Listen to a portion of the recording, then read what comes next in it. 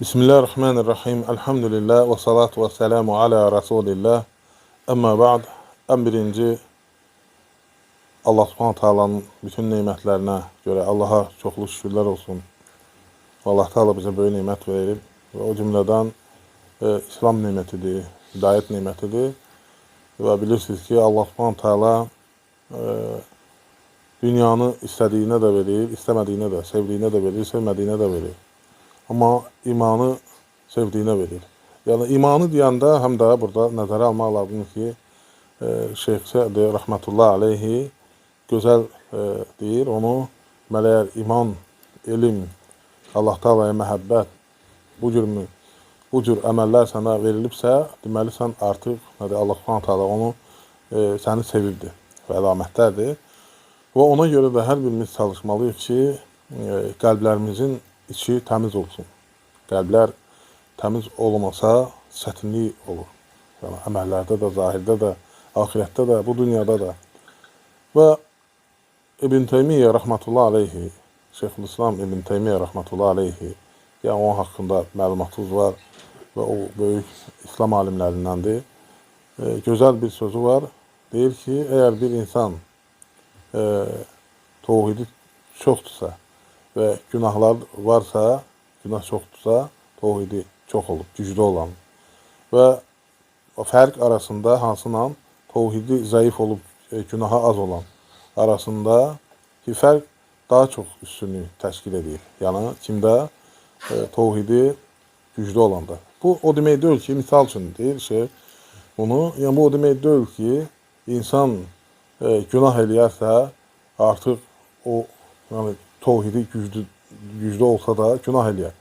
Və yəni, təvhidi güclü olan insan, yəni Allah Taala'nı sevmək, yəni təvhid nədir? Allah Taala'ya iman gətirmək, Allah Taala'nın buyurduqlarını yerinə yetirmək. Və əgərləri bu insan, yəni bunları eləyirsə, əlbəttə ki, günahları ona az olar. Amma umumən, misal üçün deyir ki, yəni əgər təvhidi güclü olub, imanı, daha doğrusu günahları çox olarsa, təvhidi zəif olub, günaha az olandan daha xeyirlidir. Əlbəttə ki, bugün görürsünüz ki, bəzən də müsəlman ölkələrindən gedib başqa kafir ölkələrində orada müsəlmanların əleyhinə danışırlar, müsəlman ölkəsinin başçılarının əleyhinə danışırlar və s. Bu olmaz, bu qəbul edilməzdir. Müsəlman nə qədər cahil olsa da, nə qədər günahkar olsa da, kafirlərdən həmişə üstündür və xeyirlidir. Və Allah Subhanahu Taala'nın qoyduğu yolu gedən insanlar, yəni iman gətirən insanlar, yəni bu ümmətə bağlı insanlar həmişə yadınızda saxlayın, həmişə xeyirlidir. Və əlbəttə ki, insan Allah Taala'ya bağlanarsa, o təvhidi daha güclü olar. Və Allah Subhanahu Taala'nın buyurduqlarını yerinə yetirərsə. Məsələn, biz hamımız təvhidi qəbul edirik. La ilahə illallah, Allaha şirk qoşmasa və s. Amma sən, yəni həqiqi təvhidi öyrənmək istəyirsənsə, səhabələrə bax. Rasulullah sallallahu aleyhi ve sellem gözəl nümunədir, söz yox. Və sahabələrə bax, təbiinlərə bax və onlardan sonra gələn böyük alimlərə, yəni qızıl dövrün insanlarına bax ki, onlar nə cür yaşayırlar. Həqiqətən də gəlib birinə deyəndə ki, qiymətlər bahalaşıb. İstəyir buğdanın biri, dənəsi bir dirhəmə olsun. Yəni, çünki o iman gətirmişdi. Allaha bağlamını, o təvhidi gör nə qədər güclüydü ki, yəni ucuz da olanda Allah Subhanahu Taala verir məruzini, baha da olanda. Yəni, rahat idi. Çünki, yəni, olur ki, bir də görsən, qiymətlər qalxır, ucuzlaşır, bahalaşır, problemlər, qıtlıq və s. Və həmişə olub və olacaq da. Və ona görə də nədir? İnsan təvhiddə güclü olanda, hər bir şeydə güclü olur. Yəni, insanın qəlbi möhkəm olanda, yəni imanı möhkəm olanda, Allaha bağlı olanda, əlbəttə ki, xeyr içərisində olur. Və məsələn, indi insanlar, görürsən, məsələn, ibadət eləyir, təvhid var. Yəni, amma ruzi məsələsinə, məsələn də, ruzi məsələsinə gələndə, həqiqətən də görürsən ki, qorxu içindədir. Qorxu içindədir ki, birdən sabah işləməsə, sabah nəsə olsa acından öləcək. Yəni, bunun üçün heç bir şey olmayacaqdır. Yəni, çox belə qorxu içində yaşayır. Və amma Allah Subhanahu Taala'nın razik, ruzi verən olan ad və sifətlərinə iman gətirib təvhiddə görürsən zəifdir. Məsələn, ona görə nədir? ruziyə görə, hansı ki işinə görə hər şeyi buraxır. İbadətləri buraxır, cemaat namazını buraxır, cümə namazını buraxır və yaxud da elm məclislərini buraxır, xeyr işləri buraxır. Nəyə görə? Mən mütləq şəkildə bunları etməliyəm, ruzi. Yəni qorxur ki, onu etməsə ondan məhrum olar və yəni, o ruzini qazana bilməz. Yəni görürsünüz, insana təsir edir. Və ona görə də insanın qəlbi, yəni ki, hər birinci ələ tohidlə başlayır. Nə qədər tohid güclü olsa, yəni insanın qəlbi daha Allaha bağlı olur, daha səbirli olur, daha təmkinli olur, daha güclü olur. Ailəyə də təsir edir. Məsələn, ailələrdə problemlər nə üçün yaranır? Ona görə ki, yəni ən birinci soruşanda ki, mən məsələn günahlara düşürəm, məsələn günah eləməkdə qorxuram, neyiniyim, nə nəsiyyət edir? Ən birinci sənə Allahdan həya deməyi tövsiyə edirəm. Allah səni hər yerdə görür. Sən ona görə sələflər həmişə nə deyirdi? Deyirdi məsələn, sən xəlvətdə nətər olursan, o cür yaşamalısan.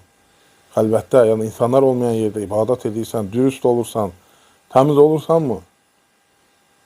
Ona görə də yəni, onlar deyirlər, nətər ki, gəldi, soruşdu ki, Hüzeyfə radiyallahu anhdan, mən münafiqlərdən deyiləm. Deyir, tək olanda namaz qılırsan, təklikdə, yəni cəmaat olmayanda, deyir, hə, deyir, sən münafiqlərdən deyilsən. Yəni təklikdə ibadət edir, Allaha dua eləyir, yəni qəlbi bağlıdır Allaha.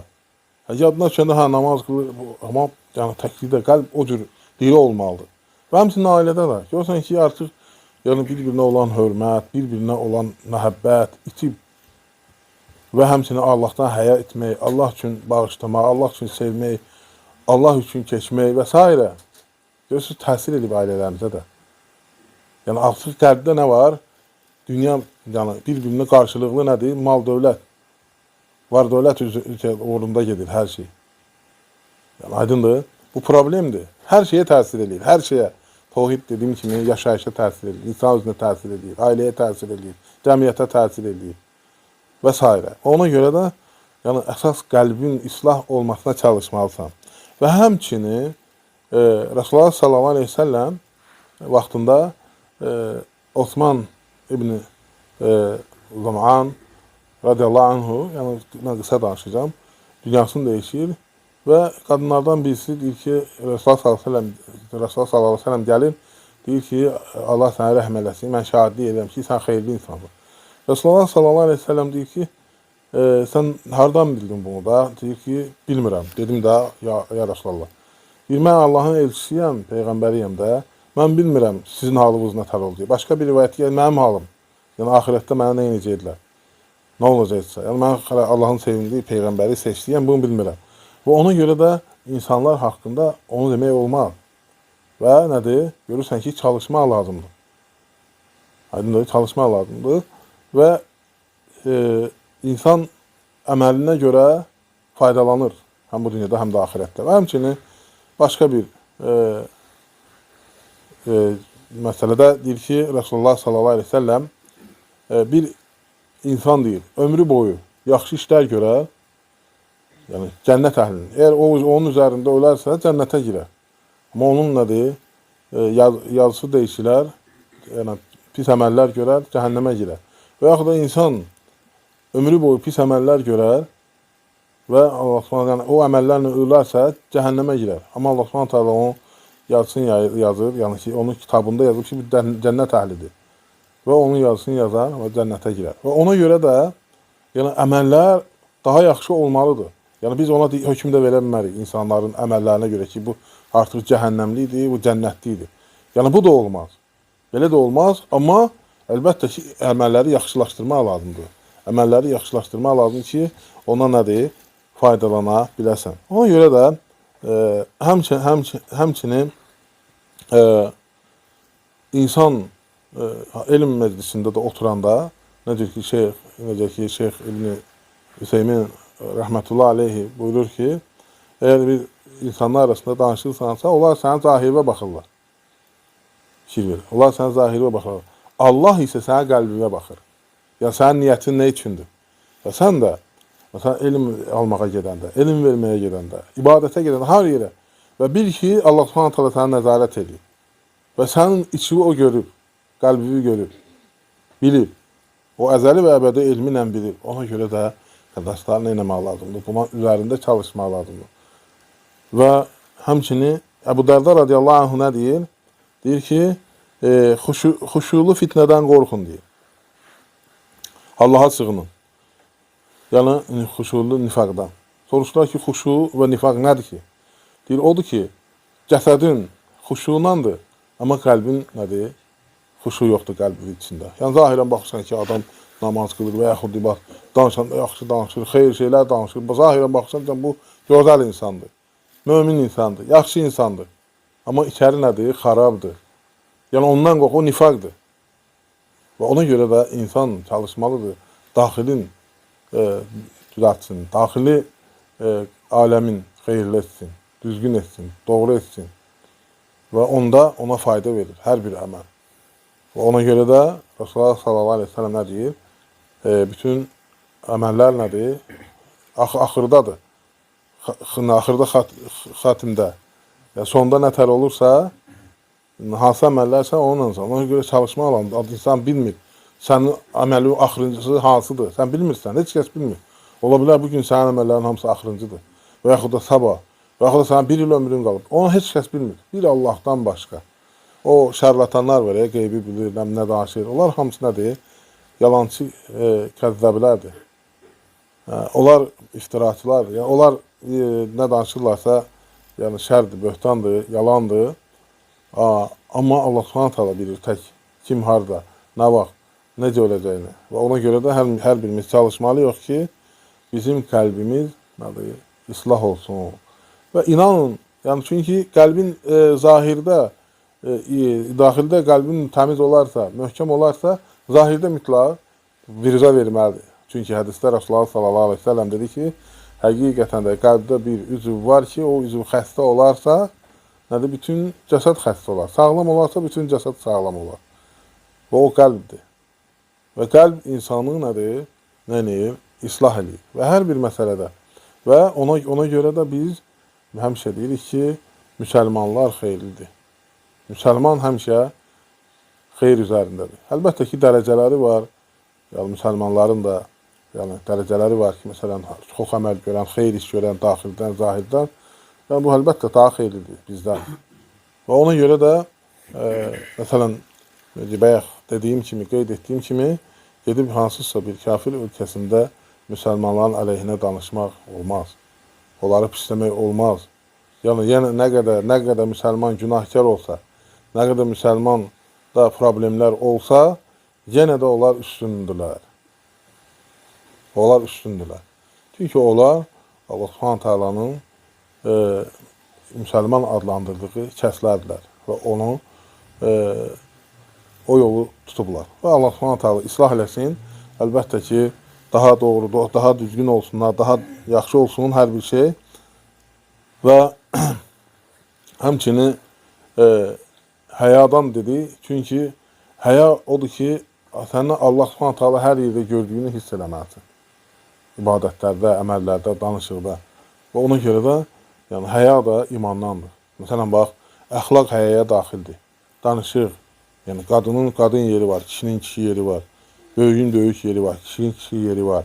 Hörmət, yəni həya imandandır. Hər bir şeydir. Ən birinci həyanı Allahdan etməlisin. Məsələn, Allah Subhanahu taala sənə buyurub ki, məsələn, sübh namazına durmalısan. Ən çətin kimlər üçünsə namazdır. Və nədir? Sən yatırsan, Allah sana əmr eləyir. Və sən yatıb qalırsan ona.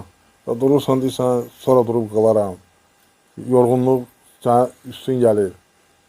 Yəni, sən Allahdan həyadır ki, sən onun gördüyü halda, gözü qarşısında sən bunu eləyirsən. Və yaxud da, məsələn, hər hansı bir əməldə, məsələn, danışığında və yaxud da ticarətində və yaxud da başqa məsələlərdə yəni, həya etməlisən. Həyanı mütləq qoruyub saxlamaq lazımdır. Həya da imandandır. Nətər ki, Rasulullah sallallahu aleyhi ve sellem buyurur. Və Allah Taala'dan istəyirəm ki, Allah Subhanahu taala bizi, qəlbimizi açsın, genişləndirsin və nurla doldursun, imanla doldursun, xeyirlə doldursun. və bizə xeyir qapıları açsın həmişə. Və Allah Teala bizi xeyir üzərində etsin. Və Allah Teala bütün müsəlmanlara kömək olsun. Allah Teala ölkəmizi şərdən, fitnədən qorusun. Bütün kimlər ki, ölkəmizə qarşı hilə qurur, fitnə qurur, öz başlarında çatlatsın. Allah Teala bütün müsəlmanlara kömək olsun. Allah Teala xəstələrimizə şəfa versin. Allah Teala əsgərlərimizi, hərbiçilərimizi qorusun. Allah Teala ölkəmizin əmin-amanlığını qoruyanları qorusun. Allah ölkə başçımızı qorusun. Onu xeyir üzərində etsin, sağlam etsin və ona güc qüvvət versin, həmişə qalibiyyət versin, uğur versin və onu bizim üçün xeyirli etsin, ümmətimiz üçün xeyirli etsin, xeyir üzərində etsin, haqqın carçısı etsin. Allah Teala bütün müsəlmanları qəlblərin, kəlmələrin, safların birləşdirsin və Allah Teala çətinlikdə olanların hamısına yardım etsin və Allah Teala bizi həmişə xeyir üzərində toplananlardan etsin və Allah Teala qohum əqrəbəmizə, xalqımıza, cəmaatımıza hidayət versin, doğru yola yönətsin. Subhanaka Allahumma bihamdik, nəşhədu an la ilahə illə əntə, nəstəğfiruka və nətubu ileyk. Allah razı olsun. Barakallahu.